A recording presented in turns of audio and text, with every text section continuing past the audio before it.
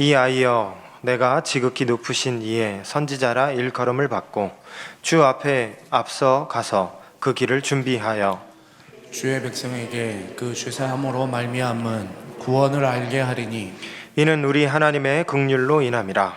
이로써 돋는 해가 위로부터 우리에게 임하여 어둠과 죽음의 그늘에 앉은 자에게 비치고 우리의 발을 평강의 길로 인도하시리로다 하니라. 함께합니다.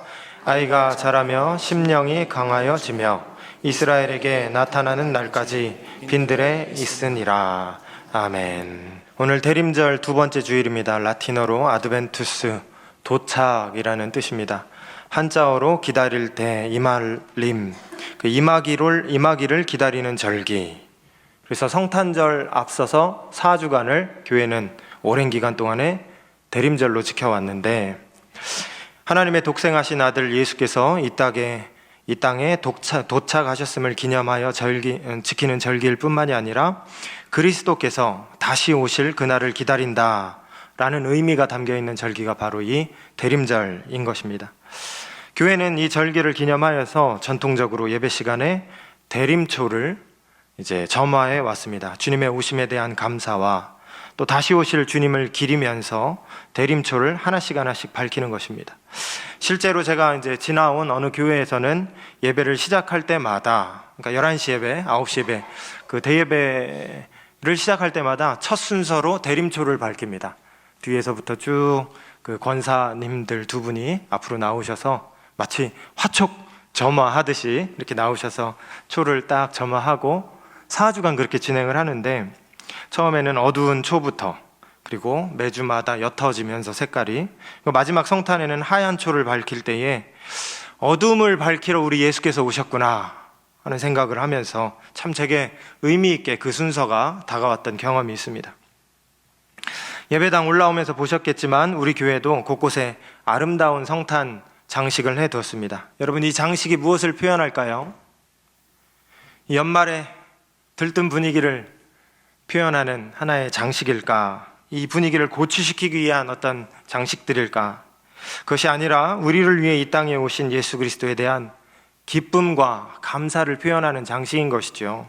그리고 우리를 위해 다시 오실 예수 그리스도를 대망하는 마음 속에서 우리는 초를 밝히듯 장식을 하고 마음을 거기에 담아서 주님 앞에 올려드리는 것입니다. 2000년 전에 예수께서 이 땅에 오셨습니다. 그런데 예수께서 이 땅에 사역을 본격적으로 시작하시기 전에 거기에는 예수님이 가실 길을 미리 준비했던 한 사람이 있었습니다. 세례 요한. 이 사람은 낙타 털옷을 입고 또 메뚜기와 야생 꿀을 먹으면서 빈들에 거하는 사람이었습니다. 그래서 누가 보면 야인이랄까 광인이랄까 보통 사람이랑은 전혀 다른 특별한 인생을 사는 사람이었던 것입니다. 누가복음 1장을 보면 누가가 지금 이 글을 쓰는 이유를 밝히면서 성경을 쓰기 시작을 하는데, 이 글을 받는 사람인 데오빌로 각하에게 예수에 대한 이야기를 상세히 조사해서 알려주기 위해서 이 글을 나는 쓰고 있노라 이렇게 밝힙니다. 근데 이 말을 한 직후에 누가가 곧바로 시작하는 이야기가 누구 얘기냐면 세례 요한의 이야기입니다. 이 세례 요한이 어떻게 태어났는지, 사가랴 그 아버지거든요. 아버지 사가랴의 특별한 기적 체험, 또 그 가정이 불임으로 말미암아 자식에 대한 소망이 없었는데 하나님의 섭리와 기적으로 그 가정에 아들을 선물로 주신 그 일, 그것이 바로 세례 요한이었다고 이야기를 전하는 것이죠. 여러분, 누가는 예수님에 대한 글을 쓰려고 했습니다. 그런데 누가가 가장 먼저 꺼낸 얘기는 세례 요한 얘기였습니다. 무슨 얘기냐? 누가는 이렇게 생각한 겁니다. 예수님 얘기를 하려면 세례 요한 얘기부터 해야 돼. 예수님 얘기를 하려면 반드시 세례 요한 얘기, 요거를 빼고는 예수님 얘기는 할 수가 없어. 그러니 세례 요한 얘기를 모든 것의 첫 단추로 시작하고 있었다는 것이죠. 여자가 낳은 자 중에서 세례 요한보다 더 큰 자가 없다. 이 세례 요한에 대한 예수님의 평가였습니다. 이 사람 도대체 어떤 사람이길래 예수님께 이런 극찬을 받았을까? 이 사람은 도대체 누구길래 하나님의 독생자 예수 그리스도께서 가실 메시아의 길을 미리 준비하는 이 귀한 또 어려운 역할을 감당하고 살았을까? 오신 예수를 묵상하며 또 다시 오실 예수를 대망하는 이 대림절 기간에 예수님의 길을 미리 준비하고 온 마음 다해서 시대 가운데 모셔드렸던 이 세례 요한의 이야기를 다시 꺼내보려고 합니다. 나누는 가운데 성령께서 주시는 지혜와 감동이 다시 우리에게 찾아오기를 간절히 바랍니다. 먼저 나눌 얘기는 요한이 활동했던 장소, 광야에 대한 이야기입니다. 이 성경을 순서대로 읽어보신 분들이라면 세례 요한이 이 마태복음 앞에 있는 말라기에서 예언하고 있는 엘리야임을 대번에 눈치채셨을 것입니다. 말라기 4장에 보면 하나님은 말세에 선지자 엘리야를 보내서 그가 아버지의 마음을 그들의 자녀에게로 돌이키게 하고 자녀들의 마음을 그들의 아버지께로 다시금 돌이키게 하겠다라고 예언했습니다. 그런데 마태복음 3장에 마태가 요한을 설명할 때, 이 세례 요한을 설명할 때에 그를 가리켜 낙타털 옷을 입었고 허리에는 가죽띠를 띠었고 메뚜기와 야생꿀을 따먹었다, 이런 표현을 굳이 쓰고 있는 것은 이 사람이 바로 예언된 엘리야였다, 요거 지적을 하고 있는 것입니다. 세례 요한의 임무는 메시아가 오시기 전에 사람들의 마음을 회개로 준비하게 하는 거였습니다. 그래서 마태복음 3장 5절을 보면은 이때에 예루살렘과 온 유대와 요단강 사방에서 다 그에게 나왔다. 여러분, 세례를 다 받은 겁니다. 다 그에게로 나와 세례를 받았다, 이런 표현이 있습니다. 세례의 본질이 무엇입니까? 회개입니다. 회개. 사람들로 하여금 내 자신이 하나님 앞에서 죄인임을 깨닫게 하는 것입니다. 그리고 그들로 하여금 진심 어린 회개를 통해서 단순히 뉘우치는 것을 넘어서 행동의 변화로까지 그들을 이끌어가는 것, 이것이 세례의 본래의 의미였다는 것이죠. 이 세례 예식을 통해서 하나님의 자비와 용서를 경험케 하고 새 사람으로 거듭나게 하는 것, 이것이 바로 세례 요한의 임무였던 것입니다. 그러면 왜 요한은 하필 광야에서 활동을 했을까? 서울중앙 루터교회 최주은 목사님의 고찰입니다. 이분이 하는 얘기가 뭐냐 하면, 예수님 당시에 이스라엘에는 이미 멋들어진 예루살렘 성전이 있었다는 것입니다. 수많은 제사장들이 있었다는 것입니다. 그리고 거기서 드려지는 매일마다 엄청난 큰 예배들이 있었는데 왜 하나님은 하나님의 뜻을 이루어가는 도구로서 성전이 아니라 광야를 택하셨는가? 답은 간단하다. 성전이 성전으로서 제 기능을 못하고 있었기 때문이라는 거죠. 제사장이 제사장으로서 제 기능을 못하고 있었기 때문이라는 겁니다. 예배가 예배로서 사람들과 하나님이 만나는 장소로서의 역할을 감당하지 못하니까 하나님은 성전이 아니라 광야를 자기의 발판 삼으셨고, 제사장이 아닌 광야의 세례 요한을 자기의 도구로 삼아서 이 일을 이뤄갈 수 있도록 하신 거다라는 이야기였습니다. 또 한 가지 주목할 것은 광야에 몰려든 사람들에 대한 이야기입니다.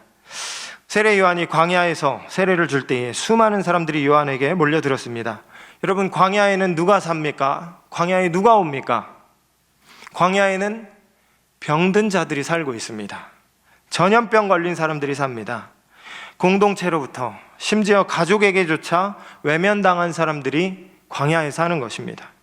또 형편이 어려운 사람들, 도시에 살 수 있는 기본적인 경제력조차도 잃어버린 사람들, 어떤 이유에서든지 무리를 떠날 수밖에 없었던 사람들, 빚진 사람들, 미래에 소망이 없는 사람들, 이런 사람들이 광야에 살고 광야에 몰려들었겠지요.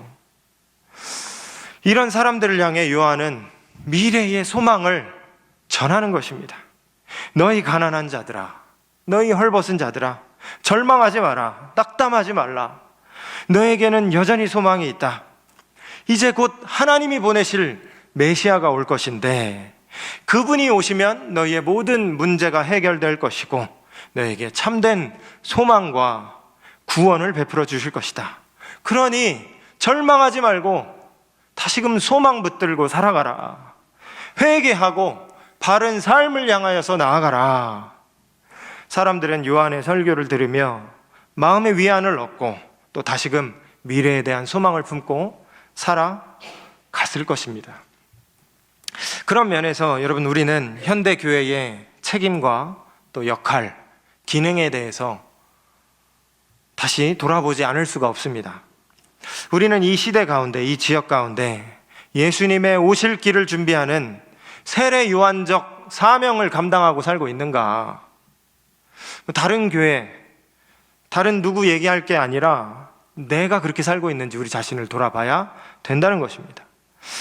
세례 요한 당시에 버젓이 예루살렘 성전이 있었고 제사장들이 그렇게 수많은 사람들이 있었는데 광야에 유리방황하는 많은 사람들의 마음을 하나님 아버지께로 인도하지 못해서 하나님은 광야의 세례 요한을 자기의 도구로 삼고 대체제로 삼으셨던 그것을 생각해 보면서 우리는 과연 이 시대에 우리의 삶의 자리에서 예수님이 오실 길을 준비하는, 백성들의 마음을 하나님께로 인도하는 복음의 파수꾼, 복음의 전달자, 복음의 중재자의 길을 걸어가고 있는지, 나는 요한과 같은 길을 걷고 있는지 우리가 우리 자신을 스스로 돌아봐야 된다는 것입니다.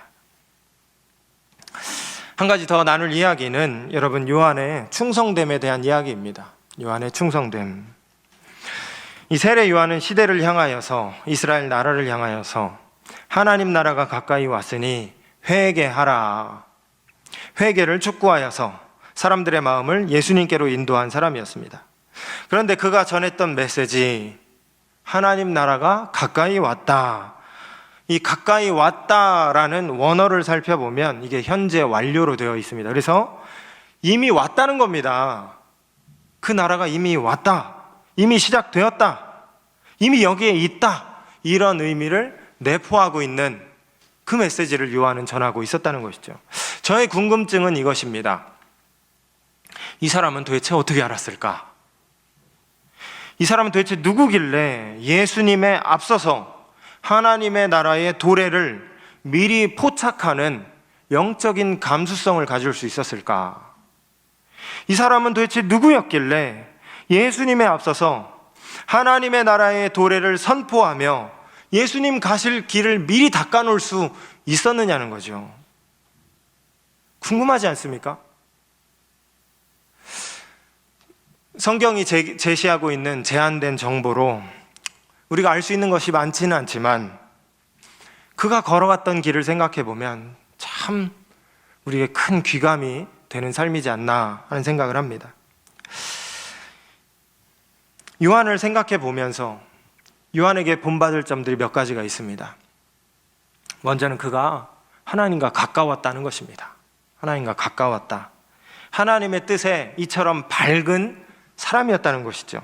그래서 우리도 그와 같이 하나님 뜻에 가깝고 밝은 사람이 되어야 되겠다 하는 도전, 선한 도전 의식을 우리로 하여금 갖게 한다는 것입니다. 여러분, 세례 요한은 자기 시대에 자기에게 주어진 역할을 분명히 알고 그 역할에 100% 헌신한 사람이었습니다. 물론 그가 다 아는 거 아니었습니다. 또 그도 예수님에 대한 확신을 잃어버릴 때가 있었습니다. 오실 리가 당신입니까? 아니면 우리가 다른 사람을 기다려야 하는 것입니까? 그도 불분명했어요. 흔들리는 때가 있었습니다. 다 아는 게 아니었습니다. 하지만 자기가 알고 있는 한도 내에서, 자기가 받은 계시의 범주 안에서 자기에게 맡겨진 일, 예수님이 가실 길을 준비하는 일, 이 패배감에 쩌들어 있고 상한 심령으로 널브러져 있는 이스라엘 사람들에게 회개의 세례를 선포하고 하나님 나라를 전하는 그 사명을 100% 헌신하여 살아갔던 사람, 이 사람이 바로 세례 요한이었다는 것이죠. 여러분, 우리에게도, 우리 각자 개인에게도 하나님은 우리 각자를 향한 하나님의 뜻을 가지고 계십니다. 이 시대를 살아가는 그리스도인으로서 여러분, 우리에게는 우리의 특별함이 있습니다. 우리가 살고 있는 이 시대를 바라보시고 이 자리를 생각해 보세요. 대한민국 2025년도 그리고 공도, 이런 우리가 각자 어떻게 살아가야 되는가? 우리가 하나님 뜻에 민감한 사람, 세례 요한과 같이 하나님 뜻에 가까운 사람이 되어야 우리가 그 길을 걸어갈 수 있다는 것이죠. 그래서 세례 요한과 같이 우리가 하나님 뜻에 밝아야 되겠구나, 가까워야 되겠구나, 이러한 도전의식을 우리에게 전해준다는 것입니다. 또 우리는 세례 요한에게서 충성에 대해서 배우게 됩니다. 충성이 무엇인가? 여러분, 세례 요한은 하나님이 자기에게 주신 계시, 이 진리의 수준 안에서 최선을 다해서 인생을 살아갔던 사람이었습니다. 오늘 본문 80절에 기록된 대로 그는 사람들 앞에 나서기까지 광야에 머물며 시대를 향한, 이스라엘 나라를 향한 하나님의 뜻을 구하고 또 자기 마음을 훈련하는 그러한 삶을 살았던 것 같습니다. 이 한 절 말씀이지만 여러분, 이 말씀을 실제로 살아낸 그의 인생을 생각해 보세요.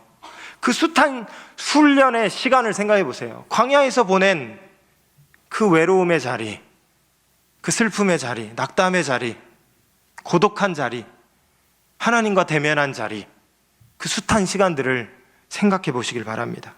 충성이 아니면, 하나님에 대한, 시대에 대한 지고지순한 결의가 아니면 여러분, 요한과 같은 삶은 살아낼 수가 없는 것입니다. 그러고 보니 어제 새벽 설교 중에 나눴던 갈렙의 인생과 이 세례 요한의 인생이 겹쳐 보이게 됩니다. 갈렙은, 어제 함께 나눈 말씀 속에서 갈렙은 가나안 땅에 도착한 갈렙이었습니다. 이 40년 전에 그가 정탐꾼으로 이 가나안 땅을 왔다 갔는데 그때 하나님이 이 땅을 갈렙에게 주시기로 약속하셨었거든요.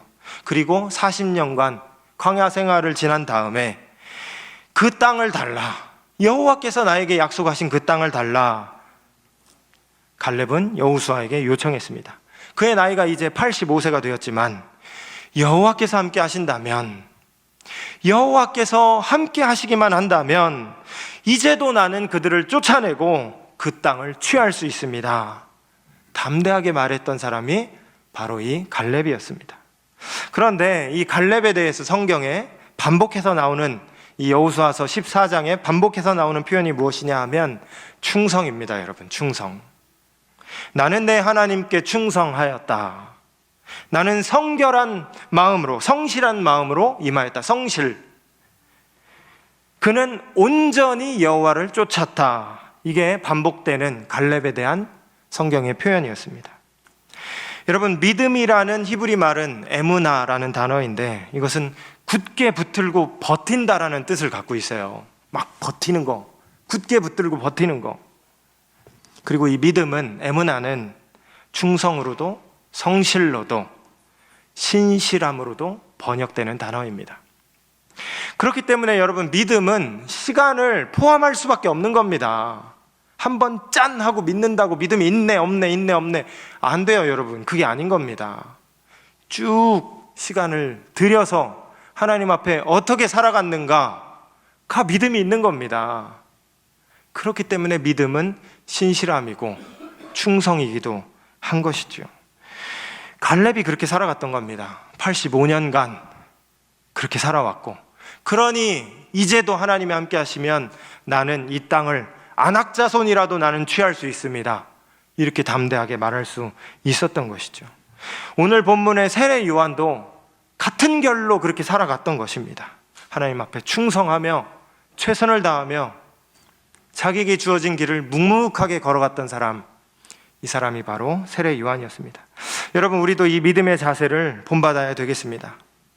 평생에 걸쳐서 하나님을 바라고, 하나님만 바라고 하나님께 의존하여 사는 사람, 갈렙과 같이, 세례 요한과 같이 충성된 믿음의 종으로 살아갈 수 있는 저와 여러분 될 수 있기를 간절히 바랍니다.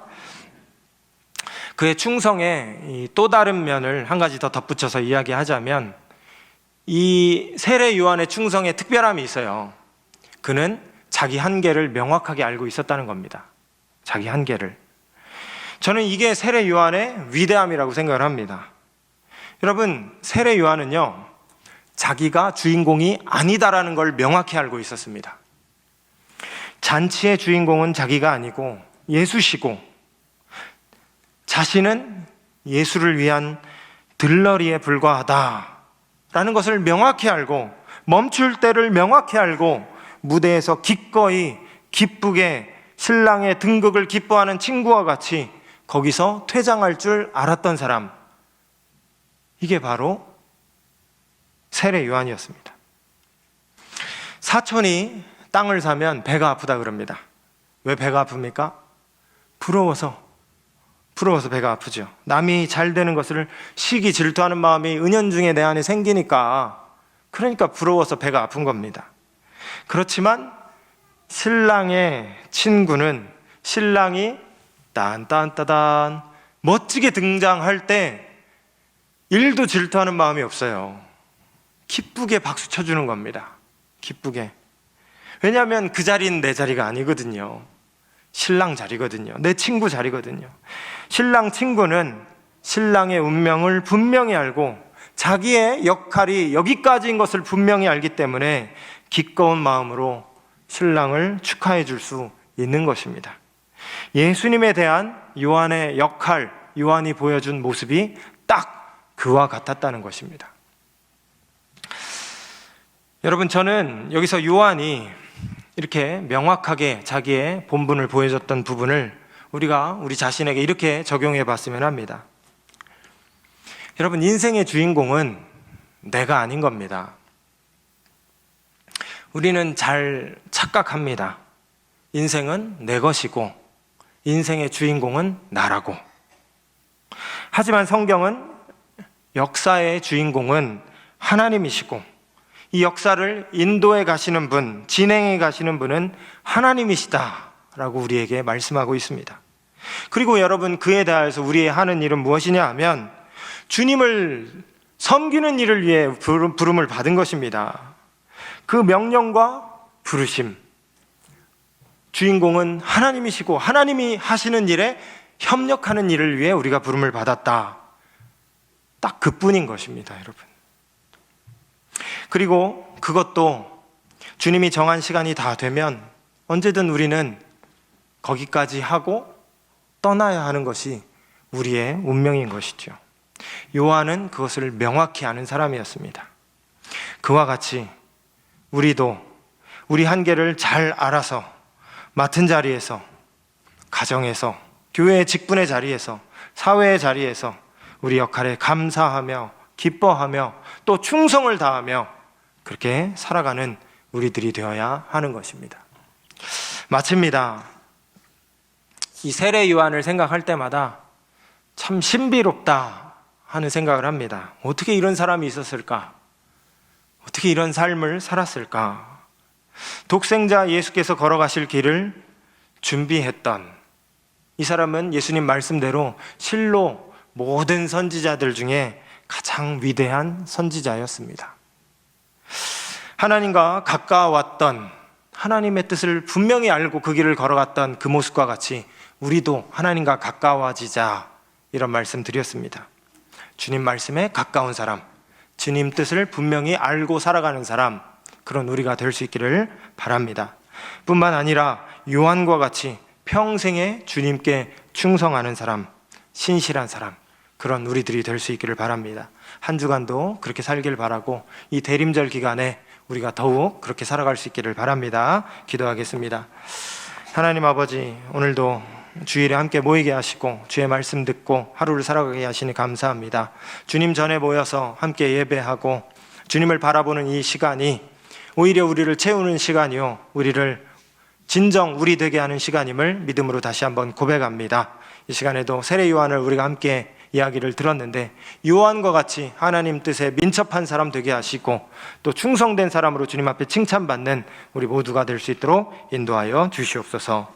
감사와 영광을 올려드리며 예수님의 이름으로 기도합니다. 아멘.